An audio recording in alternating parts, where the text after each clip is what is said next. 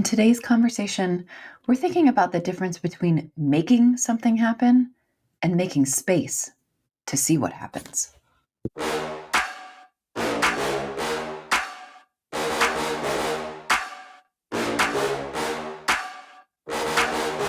You're listening to the Joyous Justice Podcast, A weekly show hosted by April Baskin with Tracy Guy Decker.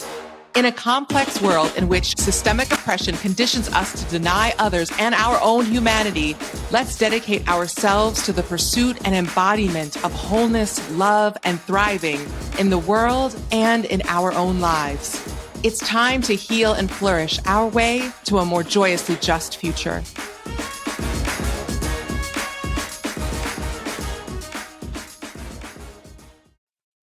Hi, Tracy. Good morning, April. Hi, friend tuning in.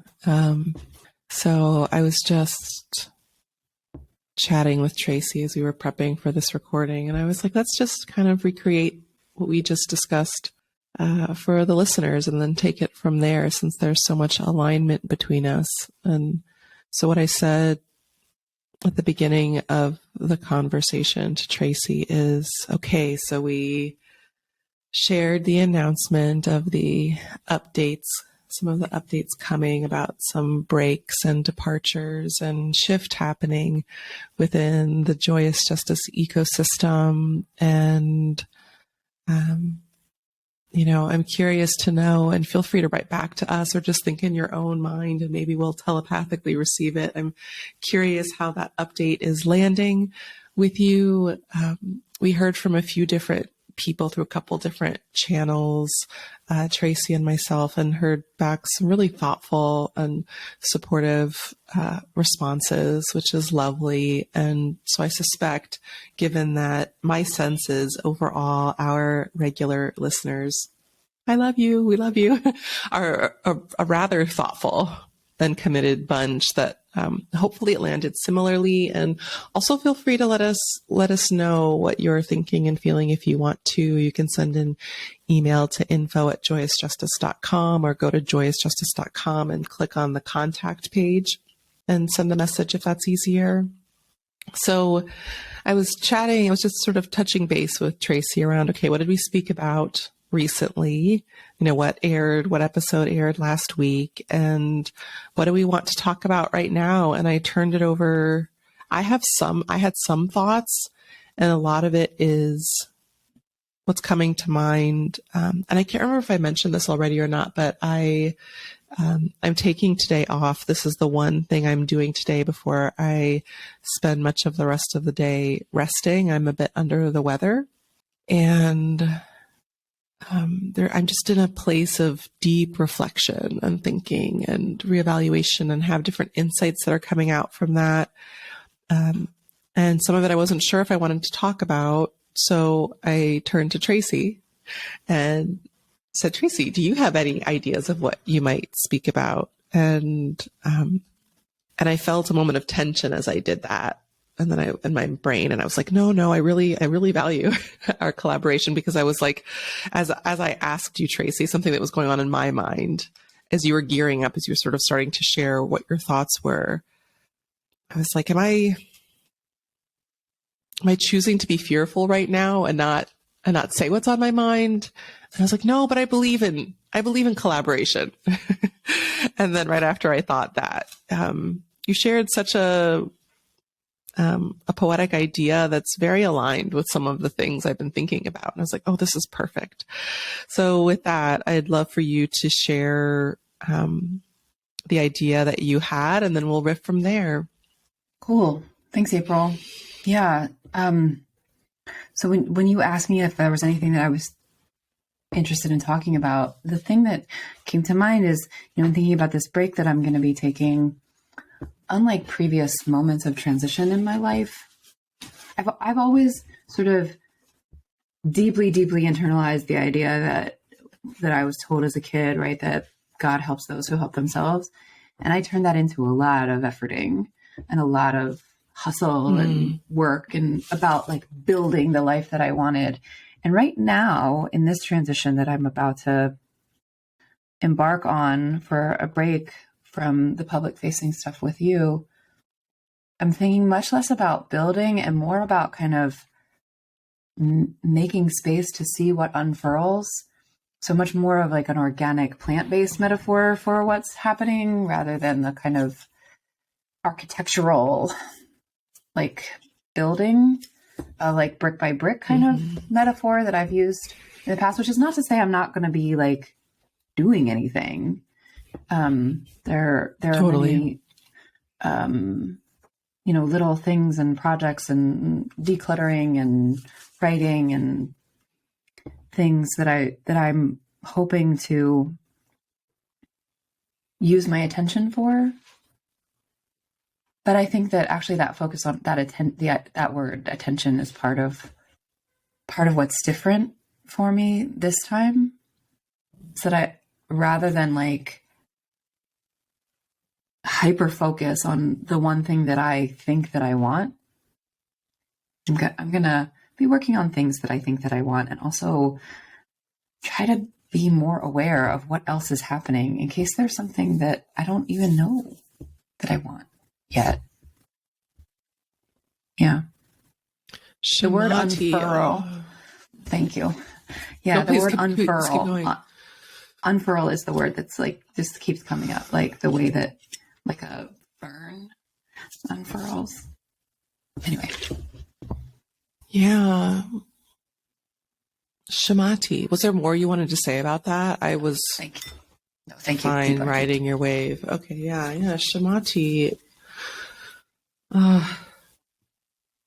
Yeah, and I know, and I feel like,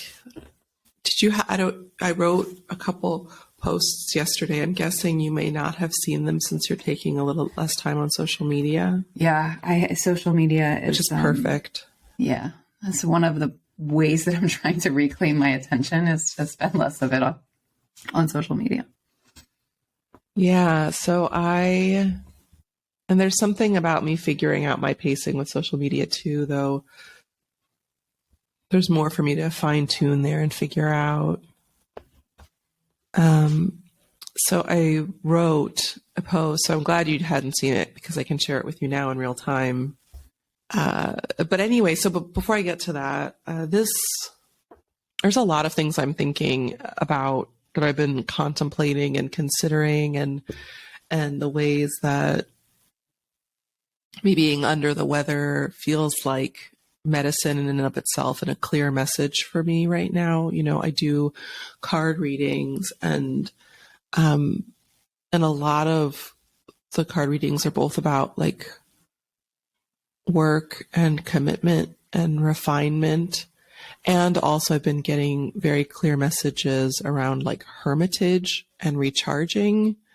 And it feels like those cards are reflective of two very real, but also sort of competing, but I need them to coexist, needs and experiences in this moment. And it feels like I almost didn't. I mean, I'm surprised given that I've been dealing with insomnia and various dynamics for about 6 weeks now. Like it's been a long time. And so this has been a long time in the making, and I was hoping I could avoid it. And two, I'm also seeing as I'm navigating it, and that the illness is literally like a loving boundary setter. Like I keep thinking throughout the weekend, like the point at which I got sick is the point at which I was clear that I needed to take a break. And I went on my computer on Shabbat anyway and started looking at different things. And it was like my body was like, that's it. We tried the subtle ways. You are not getting the memo.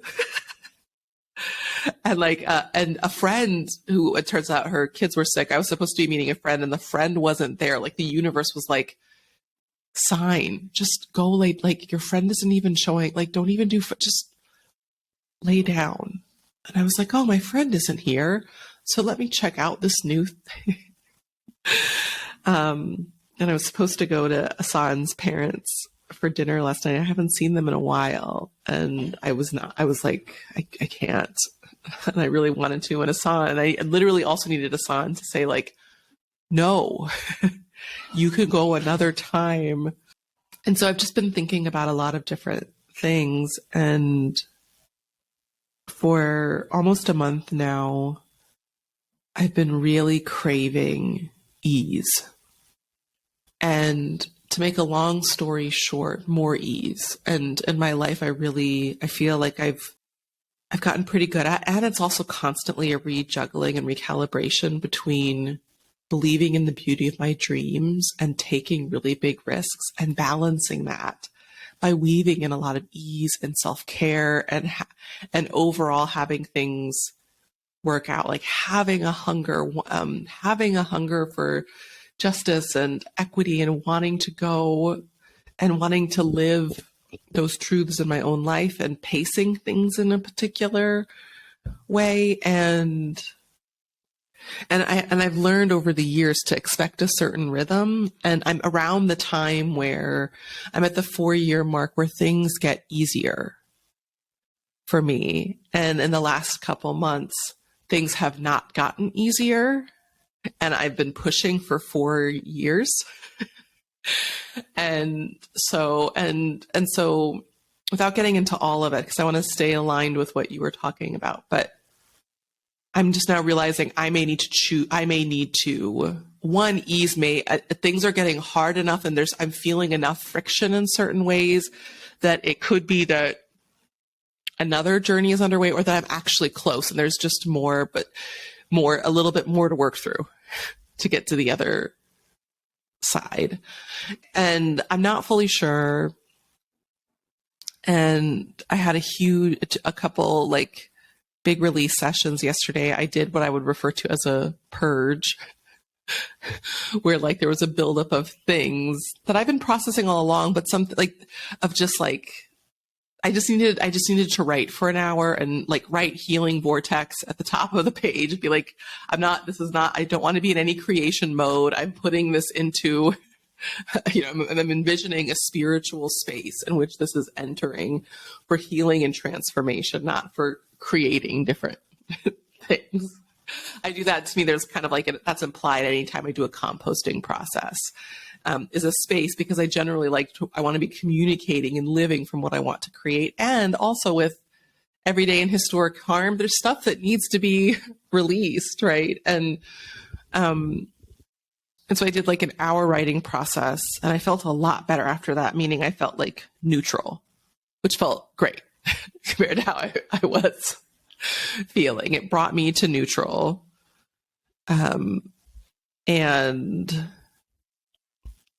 And then I watched a movie with Asan, and I want there to be more movies like this. They don't seem to do very well because of the culture today, but I love woman and girl hero movies. I feel like there are not enough of them. Because it feels like my life in different ways, like whatever their thing is, where they're like choosing to do the brave stuff, when they're choosing to go into the wilderness. And we watched this movie about this Aussie teen who sailed around the world. And I had 1 or 2 full out bawling sessions. And like Asan had to mute he didn't have to do it, but I was just like she's like going into a storm or she was stuck in the water, like the wind wasn't coming. And I just for like weeks.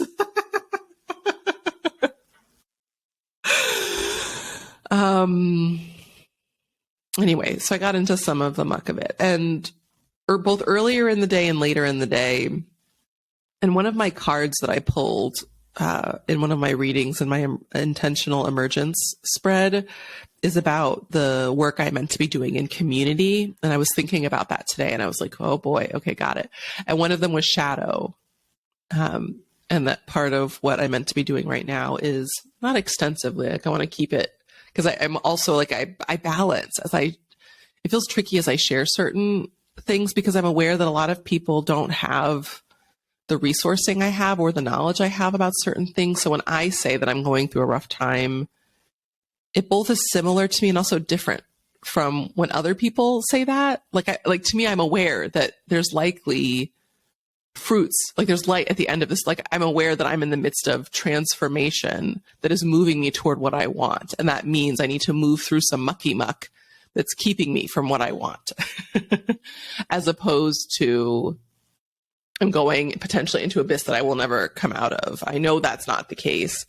So when I actually fell ill, which I've been getting better at not getting sick and like doing working on the mind body connection and different things. So I could just be upset, but I'm not at that level with it anymore. I'm just like, oh, there's medicine. Like there's something I need to know here. Things are not in alignment. And there are things like, this is a time. And also too, oh yeah, I forgot this. I had this before, like a year or two ago, where I was sick and it put me on my back and it helped me see things. It helped me slow down and see things differently than I did in my day-to-day life.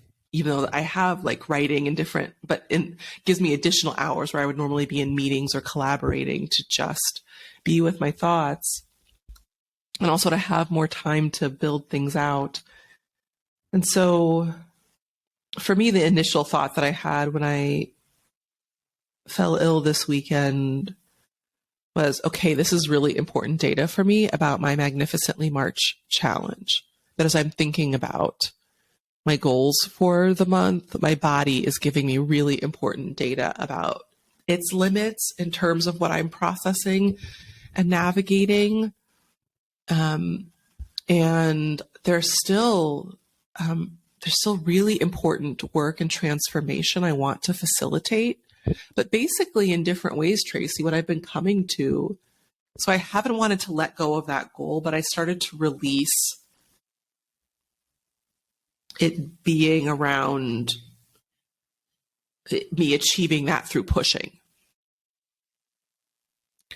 and being invited through this cold or sinus infection or whatever is happening to that I have other skill sets. I know different ways of working with the divine and different ways of facilitating spiritual alignment. And it felt like it feels like I'm being guided to do the thing that's scarier. And not only, and obviously there's multiple things here, as you said too, right? It's not like I'm only going to be in a floating mode, but I feel like this sickness is giving me an invitation and an encouragement and a nudging to lean more deeply into spiritual trust and to lean more into some of the messages I've been getting, which is things are going to be okay, but it's going to partially be outside of my control. And I need to be receptive and pace things in a particular way. And there's just like so much I could say here. It feels like what I'm navigating right now feels so elemental for me. In some ways it's different, but it feels like some of the most courageous work I've done, and that I'm having to confront and or negotiate my biggest dreams and my biggest fears.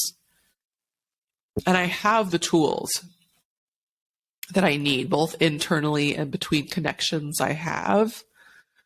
And it's effing terrifying and deeply humbling.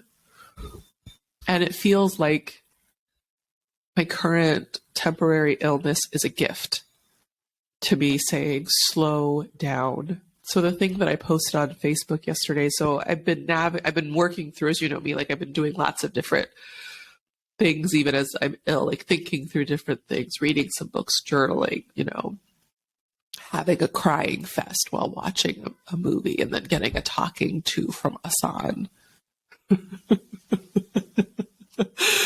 from his like Muslim Sufi and also his business sense.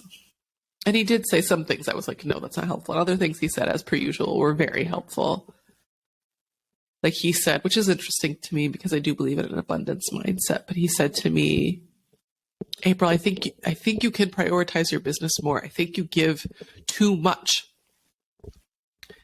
And I both do it, it's like you need to first, and you need to first prioritize, and I feel like from our business incubator, there was a similar sort of message. And there's a way in which I I do think that acting and thinking and embodying abundance is important. And also,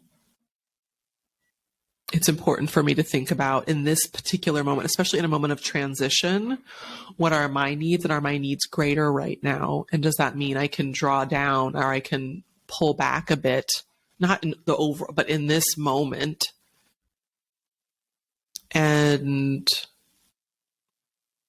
yeah, so so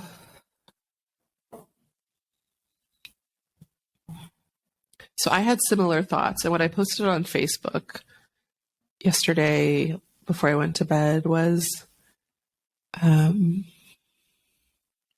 today I noticed that deep and focused, intensive practices can be soothing and more easeful for me. For March, I'm excited to fill a wide, narrow-lined notebook and do 1 hour a day of decluttering, and I would add release. There can be comfort, safety, and peace in deep practice. So I'm still thinking about, what do I want my magnificently messy March configuration to be? And to your point, there was something in what you said, Tracy, where I've been thinking a lot about a theme that I've been speaking about with a friend and a spiritual guide with whom I've been working recently and exchanging support.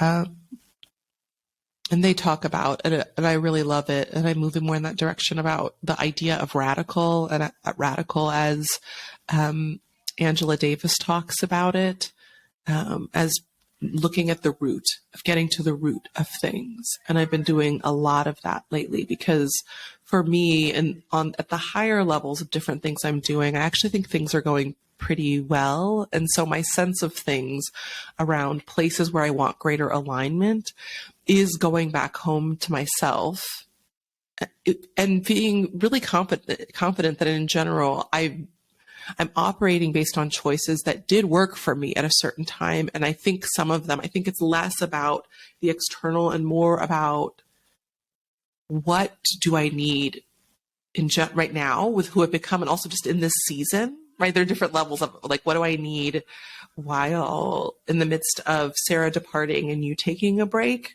What do I need in this period of transition around that? And then there's also ways that I'm growing and shifting, and the places where I'm thinking about growing and shifting may lead to external shift, but at its core, it needs to be rooted in a really robust and mindful self-care analysis around, what are my needs in this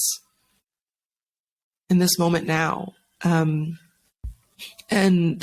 I felt a lot of peace as I was thinking through different things and noticing how much decluttering, and I use that in a broad sense. We talk about this in some of our programs. It's both about being mindful with my space, my digital life, different things, and my email. So to your point, how did you say it again? The word that's coming up is alignment. What was your phrasing of it, Tracy? Unfurling, to see what unfurls. Unfurling. Mm-hmm. And for me, I feel really aligned with that. And part of what the two big things that I had, or the things that came through yesterday, is I want to follow my intuition, my micro intuition that shows up that I don't actually understand, but whenever I follow it, good things happen. But it's not like, do this thing because this thing will happen. It's like, listen to this. And it's a soft voice that if I am not in a mindful place, my brain will just quash it. It'll be like, listen to this song, or call this person, or open your door. And then I hear that, I think I've told you this before. I might have even mentioned it on the podcast. Like, a concrete example is when I was really doing intensive meditation, which I might lean back into, because I'm trying to figure out, with the guidance that aligns also with what I'm sensing from my cards about both hermitage and also engaging in the Fool and moving in new ways, which I think what I'm saying actually fits with that. But I was doing a meditation late at night before I went to bed, and about halfway through it, about 30 minutes in, it was done for me. And I chose in that moment to just be at peace with it. And then I got a nudge to open my door, which for me normally doesn't make sense as someone who increasingly has, I can be lax about it, but if I really want to ensure good sleep, it's really good for me to not reduce light for a couple hours before I go to bed. I have all these different things. And so opening the door would mean opening the door to my parents' hall. I was visiting my parents. This was after my grandma, or during the time and after my grandma was in hospice and passed. And so like, these are all things that based upon how my brain normally, how I was operating and how I think is the best way to, set things up for success don't make sense. But I did it anyway, because I'd just been meditating. So I was more connected. And right as I opened the door, my mom was attending Shabbat services. And like a moment later, the rabbi said, and this Shabbat marks the passing of Lavinia Baskin, Ken and Lynn Baskin's mother and mother-in-law, and the grandmother of, and and in that moment, and my mom had asked me, but because I had other things and I was able to be down, but like open the door and be there for the first Kaddish for my grandmother. And it's those sorts of things. And so I'm wanting to, and as I'm talking, I'm getting more ideas about it, but I'm wanting to listen to that divine guidance, not because my brain doesn't have ideas, but I'm tired. I've been pushing for a long time now, and I still have a lot of work I can do, but I need to be really selective. And so, and I've been asking the divine for direction. And so I'm wanting to make room for that guidance and also engage in clearing so that it's easier for me to do that. Right. So, and I noticed I had this realization, which in certain seasons doesn't work for me, but it occurred to me actually, I think it could actually be quite like meditation and action for me to take an hour each day or to do several hours of really going. Like yesterday, I set a goal and I didn't hit it. I got up to 15, but I went through 50. I removed 50. I unsubscribed from 15 accounts and I just set a goal of 50, but it took me about an hour, and I did some laundry and I just did mindful activities. And this, I think, actually may end up including things that are relating to work, but like taking time and actually working through the knots and certain stuck places in my life and make room for greater clarity and balance and clear priorities. It seems like you want to say something, and I want to hear what you have to say. Well, the other metaphor that has been coming up for me is, the Kabbalistic story of the creation and the Tzimtzum that God did, the sort of withdrawing to make the space for creation, because in the beginning, all there was God. That was all there was. And so in order to create, God had to like kind of pull God's self back a bit to make space for us, for creation. Not that I think that I'm God, but just the idea of needing to kind of pull back in order to make space for what is new. Yes. That really, really resonated for me when you said that like there's that quiet voice that just in the regular day-to-day, your brain will squash. I don't experience the clear kind of direction that you're describing, or at least I haven't. But I do think that there are things that like are interesting or like I like or might come up, whether it's like a poem that I would write or a song that I would hear and enjoy and that would take me on some rabbit hole that in the day-to-day, as you say, the executive function and the weight of the to-do list would just squash that and not make room for it. Yeah. Yeah. So I love that. I always feel comforted by alignment with kindred spirits. That makes me, and I know at times I can't always have that, but it's comforting. And that's also something that's been on my mind, and I'm eager for things to change, and I think they will. And also too, especially with Hassan's very sort of parental tone. That's his loving tone of like, he's gotten better about it over the years, because we have this whole dynamic where I'm like, I'm happy because I cry. And he was more present, and at times like his eyes start to water. So, like, Oh,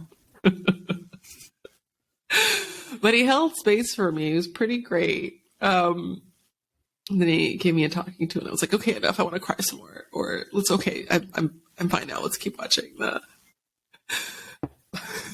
He's like, this is why I don't like to watch movies like this with you, April, because then you cry. And I'm like, no, but it's good that I.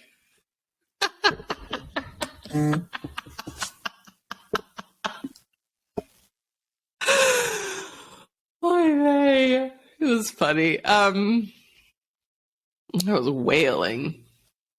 But it was because it was a backlog. It's not just it's now recently. It's that I was thinking about yesterday how when I chose to move to Senegal, when I chose to do different things that fit outside of different people's frameworks, and I think a number of people obviously have gotten on board in different ways and offered support, but I've already left a number of safety nets behind a few years ago, and I've done that before.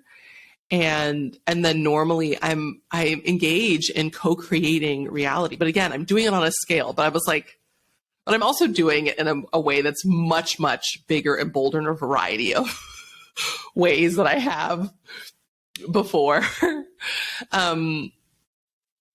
So I'm just in a dynamic space, and there was something else I was going to say, and then I was like, do I want to open up that piece too? There's many different threads here that I'm thinking about. But I remembered, I realized I think I might, and I think because of my ADHD, I still probably shouldn't use it all the time because my brain needs novelty as much as I crave and benefit from structure. But I got these notebooks because they're glittery. I had a gold one a few months ago. And after using a crappy notebook for the last month, I realized I actually really love this notebook, and it doesn't have margins. And the lines are slightly thinner, and the quality of the paper is better. And I'm actually able to write more faster. And so it's just interesting for me to notice in certain ways what works really well for me. And that it took me longer to fill the last notebook, even though the lines were wider and the space was smaller, but I didn't have room to express in the way that I need, that things flow through me and to share bigger ideas. And, I'm remembering what Natalie Goldberg spoke about, like try skywriting sometimes, like sometimes, think about the space in which you're drawing or doing artwork and the ways that it can confine you. And it's not that different, but it kind of is. Like, it's a bit like, it's like a little bit wider than a normal notebook, and it doesn't have margins. So it leads to, as someone who writes daily, like quite a different experience, and the weight of the pages and it feels like safety. It feels like greater ease to me. Right. And I just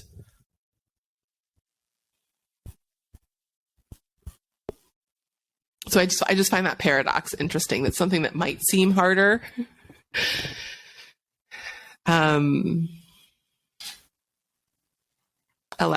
Gives me space to contain some of the bigness. And speaking of another thing I was speaking about a moment ago, did you want to say something? It seems like you might want to say something.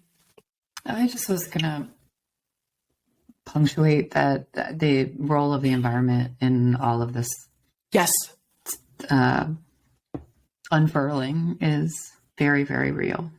Right. Yeah. And according to human design, all these things are important for all of us. And for me, as someone who is a pretty open being, environment, they say, is extremely important. And so I appreciate you saying that, because I'm like, oh, right. Yeah. Like for me, right. Like what I'm saying aligns with that thing. And then the other piece is as I mentioned, I'm revisiting some self-care things, and I just had a fun experience. I just want to say it's messy. It's not necessarily tidy, and I went through some of my old notebooks. It took me a while to find it, but I found I'd like do a combo of looking at my notebooks and then also my Like I remember I did this exercise as a part of a book, as a part of reading a particular book where I listed out different aspects of my life and then rated them. And it was something that I hadn't done before, but I intuitively got it. But it was sort of like what really what helps your becoming. It might not even necessarily be something you like, but what feels either around. It's both like an enjoyment factor and also an alignment factor, and also it supports who I want to be. So it may or may not be comfortable. So like I ended up ranking Wolof high, learning Wolof or learning other languages, even though because of my learning differences, it's very difficult for me. But I love the ROI of it. I love intercultural competency and being able to connect with people. Or like CrossFit was a 10 for me, although I've learned it was specifically CrossFit at this one place in Boston where they had like moderated, where it was like, I tried it in New York and I didn't like it as much. I think it was much more like the way I think people commonly perceive it. But that one at CrossFit Southie, where it was really challenging, but totally tailored and appropriate, where it was incremental and they set really reasonable goals that were still stretched and had different assists for different things. And I went back to that list and I noticed, and it took me a while to find it. And I just wanted to share, like, for me, that I feel like is a theme that we've often spoken about. As I went back through my notebooks, I was like, I think I have a lot of some of the answers I'm seeking in these books. I wrote about them before, but I wasn't somatically or holistically ready for them. But I don't lack ideas. So I like went back and started like folding certain pages, being like, oh, whoa, that's right. Oh yeah, I had a whole other business plan, but it felt like terrifying to me in my body. And it still may, but it was like, as I'm revisiting certain things, I'm just in a space of deep reflection right now. And my Magnificently Messy March challenge, my iteration of it, it's seeming like will be a bit different than how I initially thought of it. But because of how I titled it and how broad I made the conception of it, it still feels super relevant. But I think it might be, for me, a lot more about honoring and honoring and making space for the magnificence of like almost like the minutia and the mundane, and being present with the messiness and actually wanting to bring order and mindfulness and presence to that too. And at times doing some of the risk taking that I was thinking, like I'm doing that right now by speaking more openly and in a little bit more of a messy, less tidy way, but speaking what's true for me and trusting that I think it will resonate or at least be interesting for some, for those who for whom it's not, they can not finish the episode, but just being more holistic and thinking about, I do want to be stepping into more of who I'm becoming and what helps hold that space. And I'm noticing what helps hold that space for me is me leaning into more of my divine guidance, because I'm coming to the leading edge that's beyond my brain's capacity to hold it. And that was one of my core motives in general for cultivating and before diving into the mystical part of it, was because it was emerging within me and to connect with my ancestors. And the other huge primary reason for it was that I was super passionate about social justice, and I was aware, I was seeing the limits, Gesundheit, and I was seeing SEO, and I was seeing the limits of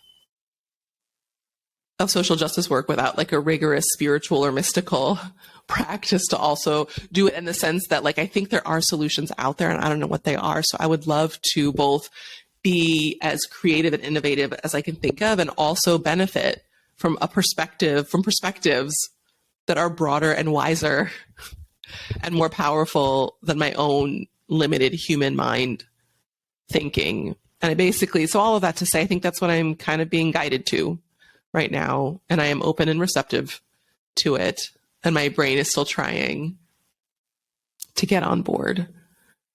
And I feel calm and peaceful about it. The other thing I'll say, and then we can start to draw to a close, is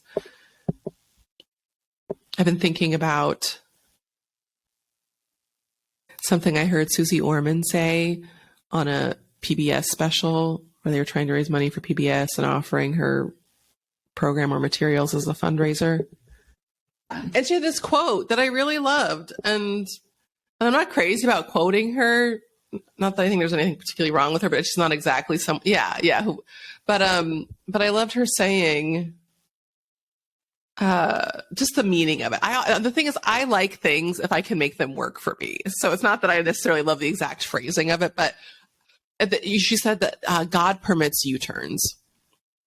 And I was reminded of this saying last night as my magnificently messy March stuff is coming together. And that's just my word, Tracy, you know this well, but like, that's just my phrase for, it's just the current spiritual work I'm doing. And that's the label that I've given it to try to summarize some of it. And I'm thinking about that right now with different things around, as I integrated the insights that I shared earlier about, and it's also about filling the notebook, but engaging with this wider notebook, which feels like spiritual and divine intimacy, that it feels like a space where I can go to the depths of some of the things that I've briefly mentioned here as compared to what's happening in my mind and in my being. And just integrating all those different things around decluttering, around making space in different ways, and hearing Asan, really receiving some of the medicine that Asan gave me as I was bawling my eyes out, which I was also grateful for, because it also helped do some sinus clearing. This is well timed. It was very stuffy. And thinking about self-care and starting to have a little bit of a fear arise, as opposed to the terror and broader fear that I have about all these other things that have, but, and just that thought, like, I think that's going to be helpful for me to remember in the coming days and weeks around making space and around wanting to honor what's important to me and also do some realignment around certain things. And I appreciated that saying as someone who in general is deeply committed, that saying is helpful for me to remember, oh yeah, I change, and or more data might come to light and I may need to shift, and it might be permanent or it may just be temporary, but I may need to, in order to make the space that I need for the transformation, that I have a sense of where it's going, but I'm also just going to wait for these little breadcrumbs and signs to be guided where I believe that the divine is guiding me in service of my dreams of living a meaningful, joyous life and being of the greatest service that I can be.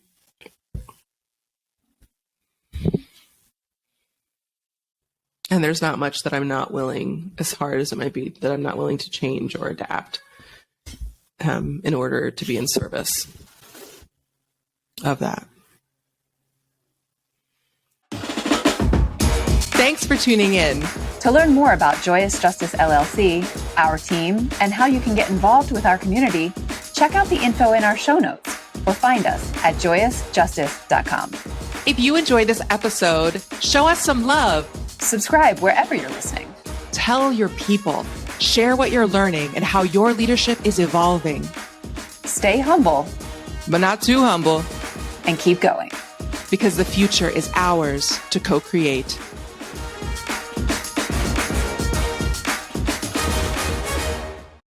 It's not too late to join the Magnificently Messy March Challenge. Join April as she guides you and others through a month of micro movements toward your best life.